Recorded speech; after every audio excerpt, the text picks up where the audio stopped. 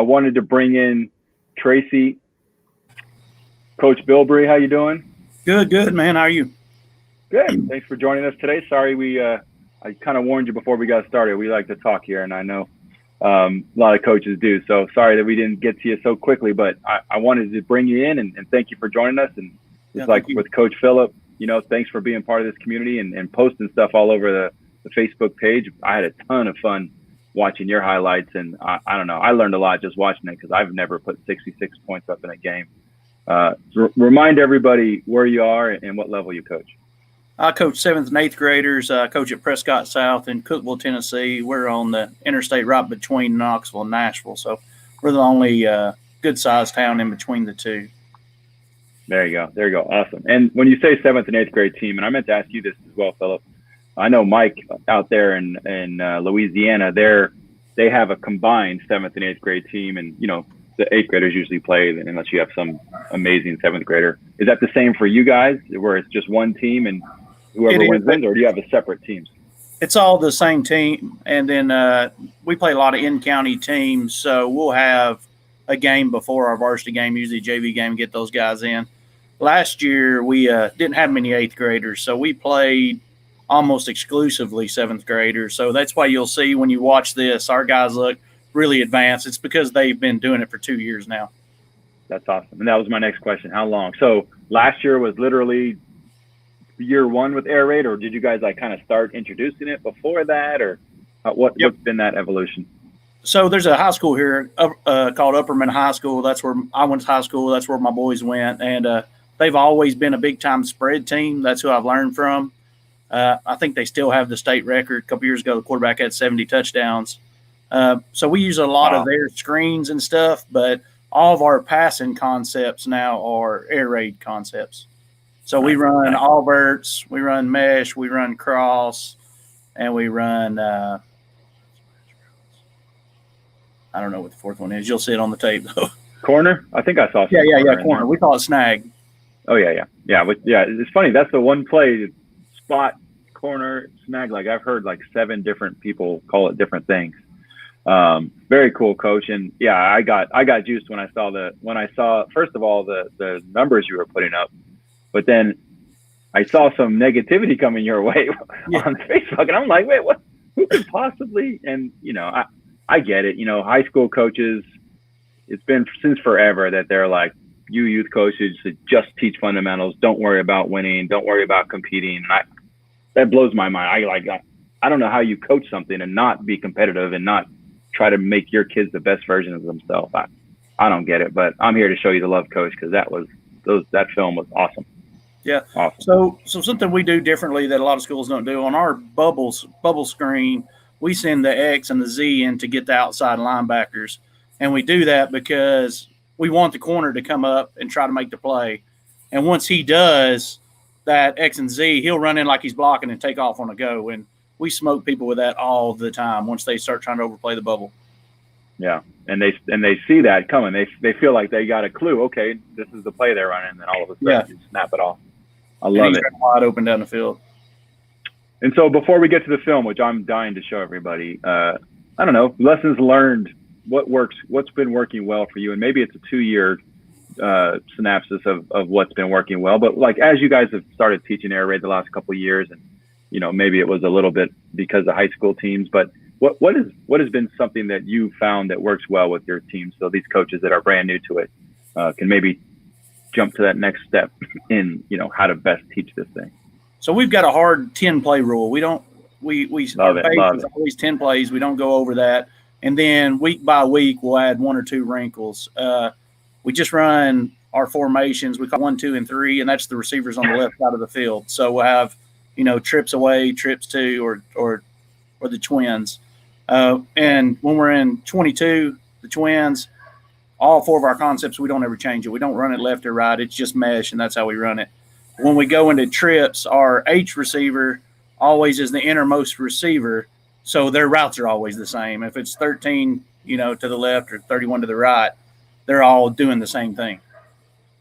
So, Coach, the way you're talking about I literally did that, and maybe I got it from you. I stole it from somebody. I don't even know who I stole it from. But last year, heading into the season, I'm like, how do I make this say the formations quickly and succinctly and get these kids lined up quickly if we want to go no huddle. And I randomly saw it. Did you get that from somebody else where instead of saying doubles, you say 22? And instead of saying, trips left or trips right, you're saying 31 and 13. I did the same. That's literally how I call my formation. The NFL, their youth coaching program, that's what they use. When I was younger and learning, I just stole it from them. Love it. Yeah, I don't know who I got it from, but it made so much sense to me. I've changed because I went through the air raid cert, and now we're going early and late. But yeah, I think that's really cool. Yeah, we still. I'm doing the air raid cert too, but I think the 1, 2, 3. That's just so easy for the kids. Yeah, they got it really quickly, and last year it was easy. Cool. We always have slide left, always. So we only zone block. We use that for our inside zone and for our jet sweep, and then we have slide left the rest of the time. So our linemen only got to know how to do 2 things. Yeah, well, good. Then it's nothing to be confused about. That's awesome. Yeah. Very cool.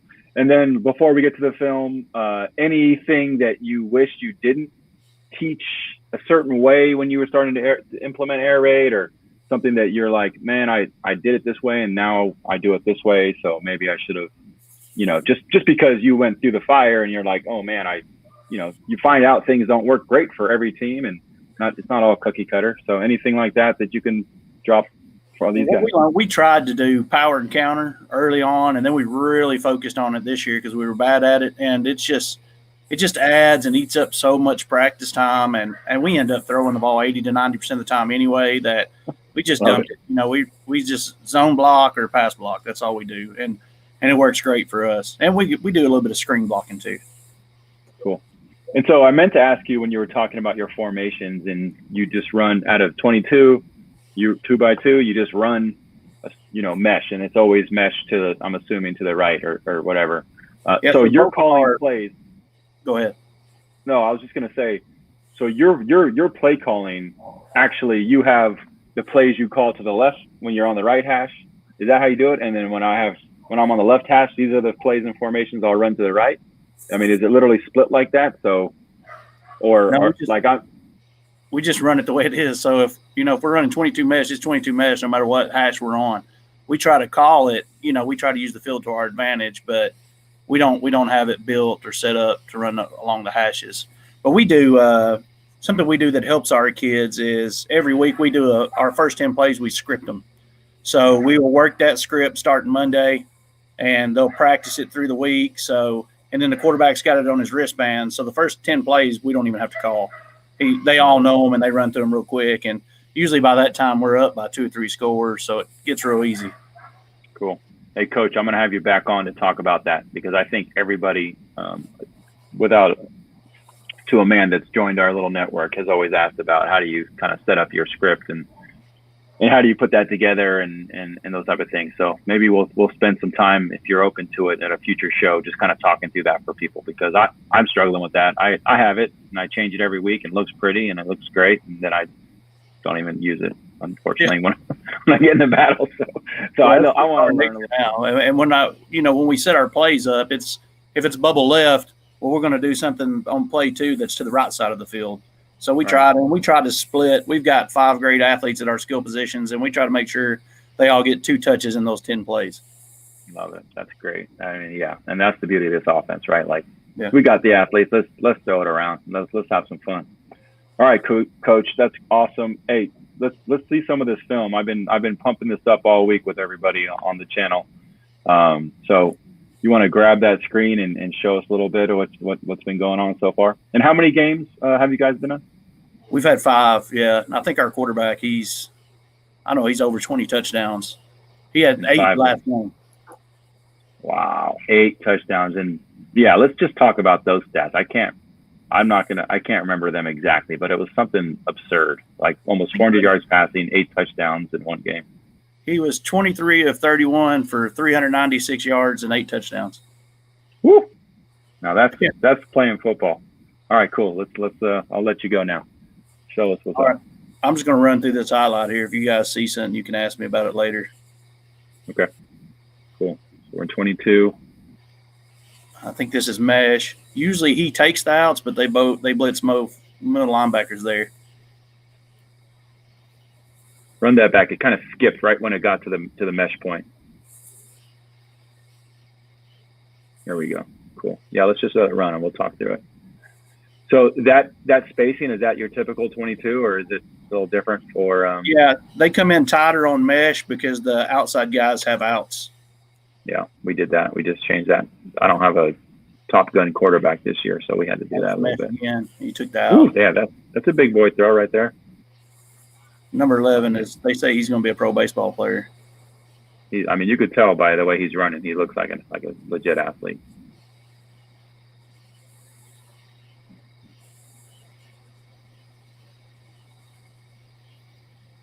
Beautiful. Quick screen. All that space. Love it. All 4 of them are probably 6 foot, 180 or bigger. Curious, the 2 slots being off the ball. Was there any reason? Did you guys go back and forth on that? Is it something that slots off? Yeah, the slots being off. It just makes it easier, and we run the jet sweeps to them. Yeah, we keep both of them always off, and the X and Z's always on. Now you'll see in this game we actually did X and Z off for a play, just one play, but we're trying to run like a quick little dart pass underneath the slots for 2-point conversions. Nice. How big is that boy out there? He's probably 6'1" or 6'2". He's a big time basketball player. This is his first year in football. Yeah, you go recruit. Did you have to go recruit him, or did he come out? No, they're all zoned for us. Nice. His buddies were playing. He's like, yeah, let me go get some too. Yeah, the quarterback's dad is a big time travel baseball coach, so kids come in to play baseball for him. That helps. Nice, man. You guys are just running and gunning. He had the quarterback. He went to a couple quarterback challenges, and he won both of them and outscored the high school quarterbacks. Nice. Yeah, a lot of quick screens. I mean, that's one thing where people feel like it's, I don't know why, but every time I try to talk to these coaches about running quick screens, people don't really want to run it as much as, if it's working like that, just keep eating it up. What play was that, Coach? That was mesh again. That was. He just went out. He was open. They both run outs on mesh. Yeah. Hey, Coach Bilbrey, you said he'd been in a couple competitions. Was he at the duel in Nashville last year? He was, and he did them this last spring. There's one in Tennessee called the Gunslinger Challenge. Okay. He did that, and he did do something in Nashville this spring, but I don't know what it was. Well, it wasn't this year. It was last year, but there was a kid there. He was an 8th grader, and he had the highest score of any quarterback there. He outscored all the quarterbacks. In the final challenge, he was perfect on all of his throws. Yeah, that was Y corner right there. Love it. He took the snag route. Yeah, that snag very, very infrequently is covered. Oh, what was that nifty little move? Oh, by the quarterback? Yeah. So when we do, when he's rolling to his right, let's see if we can get back to it. We have him spin off the halfback. We played a team in youth ball a couple years back, and he was doing that, and it just takes our ends out of position about rushing. They try to dive in right there. Yeah, he did dive in. Problem with contain out there. I like that, because that's where we see it in our league. That's where they put their best defenders at that DN. It seems like. Yeah, usually they'll bite down, and when he rolls out like that, he'll have the outside edge. Got him. What play was that? I think that was Bubble and Go. We'll go back. Oh yeah.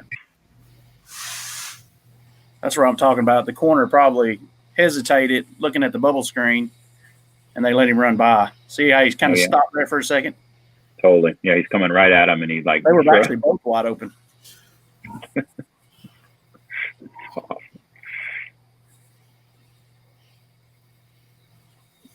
That's our zone play. We have probably the best running back in the county too, and so we got to generate him touches.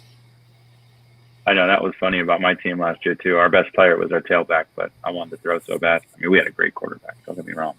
He makes a lot of yards on this middle screen right here, though. Yeah. He scored 2 or 3 times on that this year. Love it. So there's the smoke and go. That's where the outside receiver shows us a screen.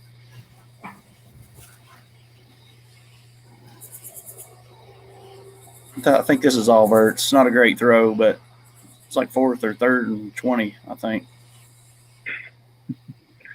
Okay, he's got him. I'll take it. Sorry? I said I'll take that all day. Oh, yeah. That's another bubble and go, I think. Well, that might have been all verts, too. Yeah, your linemen are doing a great job. Little, overload we do when we see that they're not shifting with our receivers. Nice.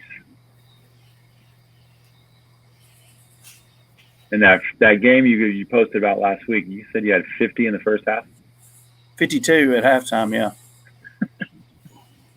the JV had it on the 3-yard line at the end of the game, but we let the clock run out.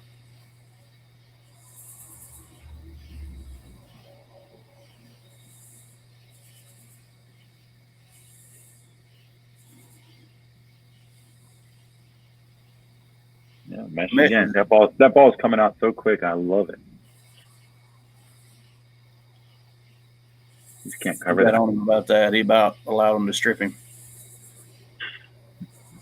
Hey, someone's asking. Michael Harris is asking about on the quick screen. Are you guys running inside zone or outside zone off of that, or is it just a quick screen? Period.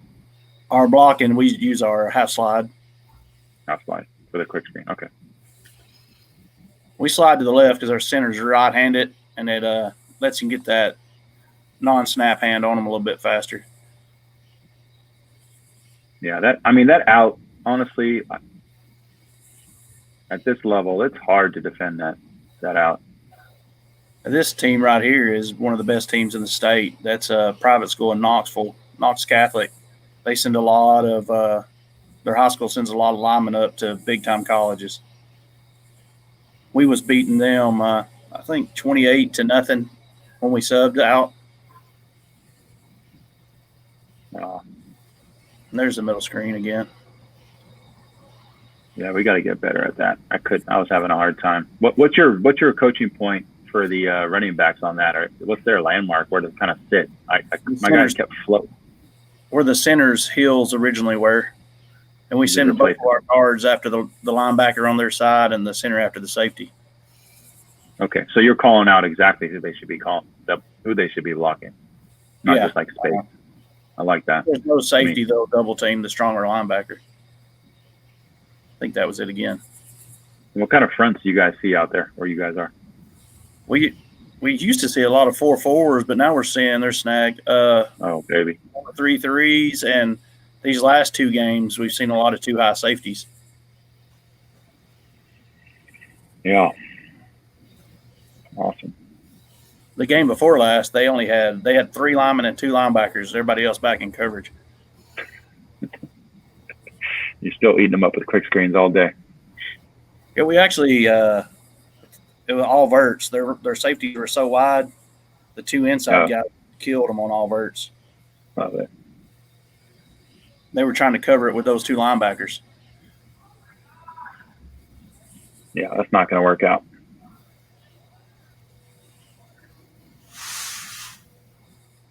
That was a cross right there. We have the H running out on that. And is that your first read? That's how we're doing. Our first read is out. Yeah, we take the out. He throws when we run it from trips. Our H runs a drag underneath the linebackers, and he'll throw it to the Y more on that because the linebackers will drop down, leave him wide open. Yeah, that pulls them all down. That makes sense. I kind of like that idea. It's like almost like shallow, or what they call drive, I guess. Yeah. Drive. We did in this game, too. We added a play called Zoom. Right there it is, Zoom, where we send him out there, and if they don't shift, we throw it to him. If they do, you can see we got a tunnel screen on the backside. Oh, nice. Oh, get off. Love it.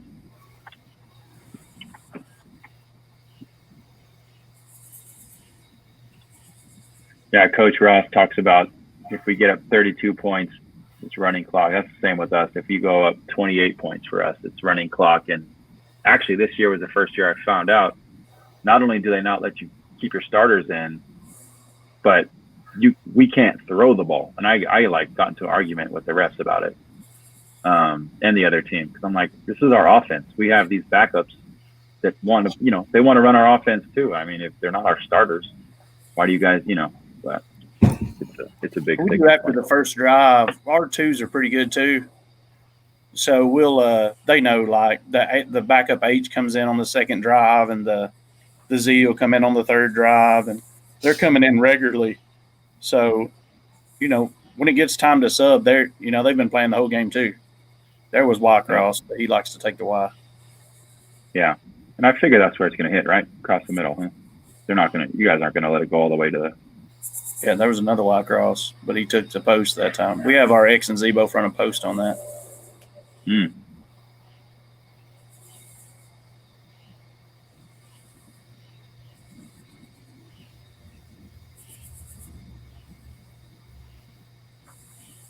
It's all verts. Dump it over the top. Let him go make a play.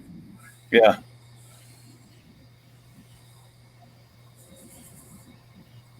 Awesome. How many? You guys have a full season out there, or you guys are abbreviated season? How's that working for you guys right now? Well, they changed. We're usually in a league, but they made us play just like a county schedule this year, and then we could schedule outside of that. So we'll have just as many games, but hopefully we can win 2 championships because we're still playing all of our league teams too, and we have this county schedule now. Love it. Oh man, you guys are stacked. That's that play right there. Oh no, that was just kind of like counteraction, but we still zone block it. No, we have another one where we try to show trips on the play side and like a little Statue of Liberty play.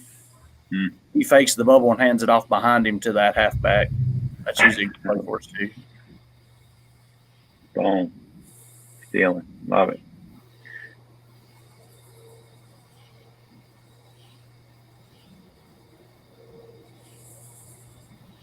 There's another bubble and go.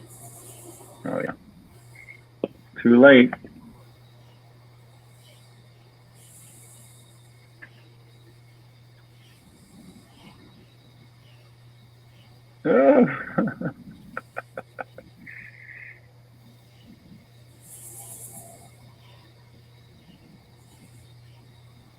Another bubble and go.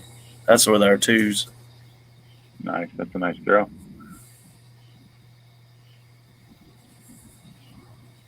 Some jet sweep. We've not had to do this much this year, but it's our other run play. You pull the guard on your jet? We did last year. I think that might have been. Did he pull on that one? If he did, it was. No, I don't know. That's just been something that we've been talking about in the group. Is I've never done it, but someone said they did, and I've seen some film on it now that have been kind of looking. I just assume everyone kind of blocked it like zone. This is the statue play I was talking about, where he shows bubble and then hands it off. That's awesome. I love that. We did originally pull the guard, but now we just zone left it. And we use our receivers. They crack down, and the halfback goes and gets the corner. Yeah, it's an interesting wrinkle. I've seen it work both ways. I mean, if you got the edge, do you need that guard? I don't know, but it looks good when it works. Oh, yeah, like that shallow coming through. That's it. Awesome, Coach. Wow, that's awesome. And so that was out of 5 games. Those are a solid amount of highlights for your team. You guys probably got about 5 more games left, and maybe some postseason. Yeah, some championships, and then we'll do. We do at the end of the year. There's some travel tournaments, so we'll split them up and take our 7th graders, and they'll play 12U, and with we'll split our coaching staff, and then our 8th graders. They don't usually play in the tournaments, but they want to this year, so we'll take them separately and play in the 8th grade bracket. Nice. That's awesome. Well, that's cool that you guys can actually separate them out to get them a little bit more PT. I mean, obviously, like most of these middle schools around the country, everyone knows it's a 7th and 8th grade team, and probably the 7th graders will be the more mature bodies. I mean, that leap, the body, we were talking about this, I can't remember if it was before we got on air, but that leap just physically from 7th to 8th grade and then again to the 9th grade, man, it's night and day when these kids just hit that spurt. And most of them, it's right at that 7th, 8th grade level. So that's really cool. In the tournaments, the 7th graders, they tend to do better, I guess, because we're a school team and we practice, and they end up playing against youth 12U teams. Our guys usually just dominate them. Love it. Yeah. Well, why not, man? They're practicing against the A team the whole time. Yeah. So that's great. That's awesome. Well, Coach, thanks for bringing it in.